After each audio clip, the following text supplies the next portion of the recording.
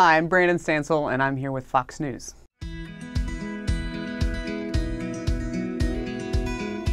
I wrote Hometown as a song, kind of a representation of my coming out story. I grew up in a small town in Tennessee, just right outside of Chattanooga. And when I came out, my family didn't respond very well. I come from a pretty strict Southern Baptist conservative family, and you know, I went through a large portion of my life after that, kind of having to sift and deal with what had happened to me. And on the flip side of it, you know, looking back, I realized that I was really thankful for everything that had happened because it made me who I am, and that's a person I'm really proud of. So I wrote this song as a way to express that, to give light to the things that I went through, but also to express my gratitude because I'm really thankful for this crazy path that I took to get here, and it all started in my hometown of Tennessee.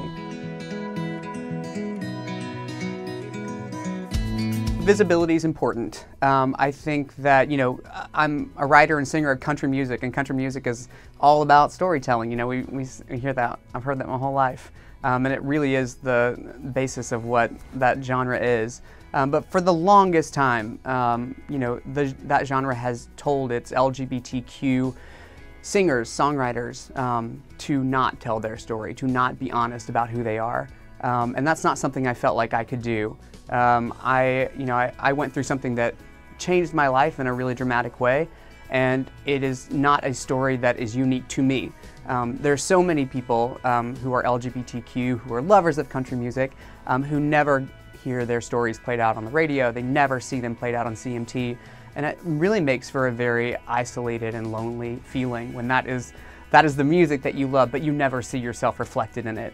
So I wanted to be a part of changing that, and I think that, you know, we put out Hometown a month ago, and the response has been just that. It's people feeling, I don't know, like this weight being lifted, that something that they went through is finally getting talked about in a way that, you know, that hasn't really been done before. So feeling very thankful at the end of all of this, because a lot of hard work went into the project, and you know, I just feel like we made something not only that I'm very proud of, but I think that is a help for people.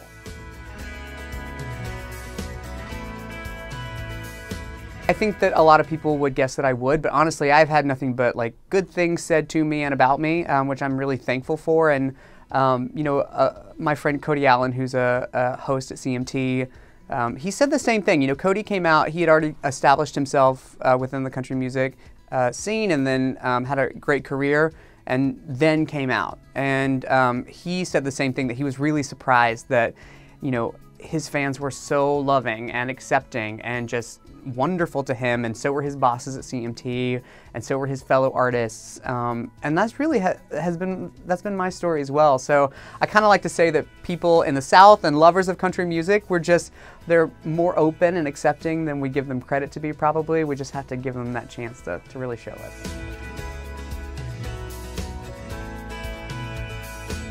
I grew up listening to female country. That's kind of my shtick. So there are a lot of ladies of country music that I love, and I model my sound after, obviously, Dolly Parton.